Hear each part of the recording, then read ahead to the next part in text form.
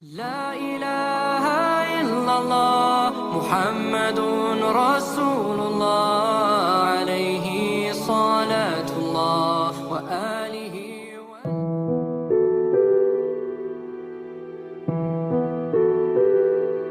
Assalamualaikum warahmatullahi wabarakatuh. Ular adalah hewan yang ditakuti banyak orang. Ular memiliki bentuk tubuh panjang yang bisa berjalan dengan sangat cepat dengan cara menjalar. Ular terkenal akan karakternya yang membahayakan orang lain karena ada beberapa yang berbisa dan memiliki racun yang mematikan. Ia juga bisa membunuh dengan cara melilit. Ular menjadi hewan yang diwaspadai semua orang dan menjadi hewan yang sering dibunuh karena dikhawatirkan membahayakan nyawa manusia. Namun tahukah Anda hukum membunuh ular dalam Islam? Simak penjelasan berikut. Namun jangan lupa untuk sukai video ini, komen, dan berlangganan. Serta bagikan video ini agar sama-sama kita menyebarkan dakwah Islam.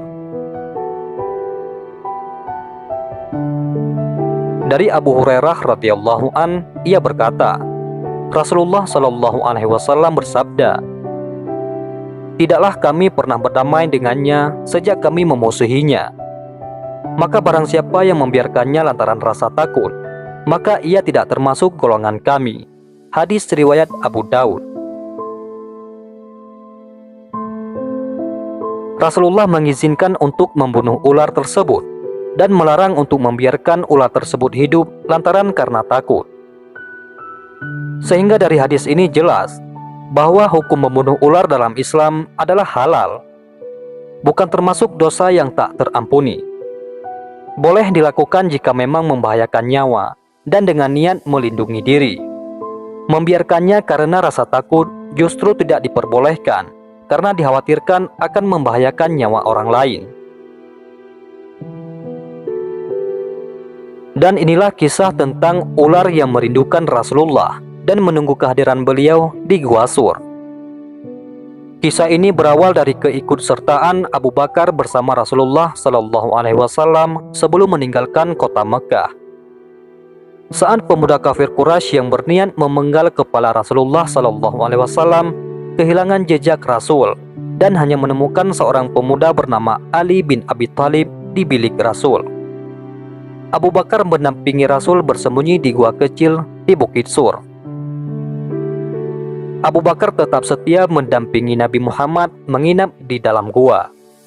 Sebelum beliau memasuki gua, Abu Bakar dengan sigapnya membersihkan dan menutup lubang-lubang yang ada di dalam gua agar mereka terhindar dari binatang buas. Dalam tidur Rasulullah Shallallahu Alaihi Wasallam melabuhkan kepalanya di pangkuan sang sahabat. Tiba-tiba seekor ular mendesis keluar dari salah satu lubang yang belum ditutup oleh Abu Bakar. Abu Bakar menetapnya waspada. Ingin sekali ia menarik kedua kakinya untuk menjauh dari hewan berbisa tersebut. Namun keinginan itu dienyahkan dari benaknya karena ia tak ingin mengganggu tidur Rasulullah Shallallahu Alaihi Wasallam.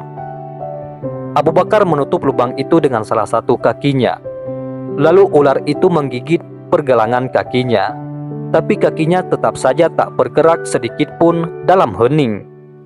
Sekujur tubuh Abu Bakar terasa panas ketika bisa ular menjalar cepat di dalam darahnya. Abu Bakar tak kuasa menahan isak tangis ketika rasa sakit itu tak tertahan lagi, dan tanpa sengaja air matanya menetes mengenai pipi Rasulullah Shallallahu Alaihi Wasallam. Rasulullah Shallallahu Alaihi Wasallam terbangun lalu berkata, "Wahai Abu Bakar, apakah engkau menangis karena menyesal mengikuti perjalanan ini?" "Tentu saja tidak. Saya ridha dan ikhlas mengikutimu kemanapun," jawab Abu Bakar. "Lalu mengapakah engkau meluruhkan air mata?" bertanya Rasulullah Shallallahu Alaihi Wasallam dengan bersahaja.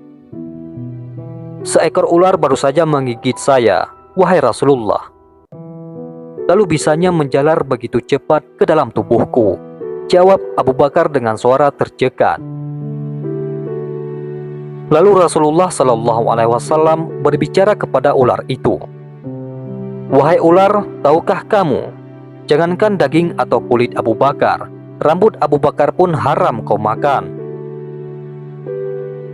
Dialog Rasulullah dengan ular tersebut juga didengar oleh Abu Bakar berkat mukjizat beliau. Ya, hamba mengerti ya Rasulullah. Bahkan sejak 1000 tahun yang lalu, ketika Allah mengatakan, barang siapa memandang kekasihku Muhammad fi ainil mahabbah, atau dengan mata kecintaan, aku anggap cukup untuk menggelar dia ke surga, kata ular itu. Ya Rabb, beri aku kesempatan yang begitu cemerlang dan indah. Aku ingin memandang wajah kekasihmu fi ainil mahabbah, lanjut ular itu. Lalu apa kata Allah Subhanahu wa taala? Silahkan pergi ke Jabal Sur, tunggu di sana. Kekasihku akan datang pada waktunya, jawab Allah Subhanahu wa taala. Ribuan tahun aku menunggu di sini. Aku digodok oleh kerinduan untuk menjumpai engkau, ya Muhammad. Tapi sekarang ditutup oleh kaki Abu Bakar, maka kau gigitlah dia. Aku tidak ada urusan dengan Abu Bakar. Aku ingin bertemu engkau, wahai Muhammad, jawab ular itu. Lihatlah ini, lihatlah wajahku, kata Rasulullah Sallallahu Alaihi Wasallam. Dan sang ular dari Gua Sur pun memandang wajah Nabi Muhammad Sallallahu Alaihi Wasallam penuh dengan rasa cinta dan rindu. Tanpa menunggu waktu, dengan penuh kasih sayang, Rasulullah Sallallahu Alaihi Wasallam meraih pergelangan kaki Abu Bakar.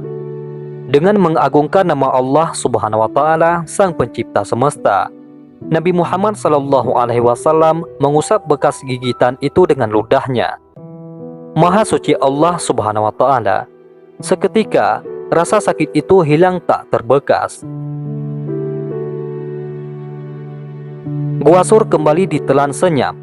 Kini giliran Abu Bakar yang beristirahat dan Rasulullah Sallallahu Alaihi Wasallam berjaga. Dan Abu Bakar menggeleng kuat-kuat ketika Rasulullah Sallallahu Alaihi Wasallam menawarkan pangkuannya untuk beristirahat. Tak akan rela dirinya membebani pangkuan penuh berkah itu.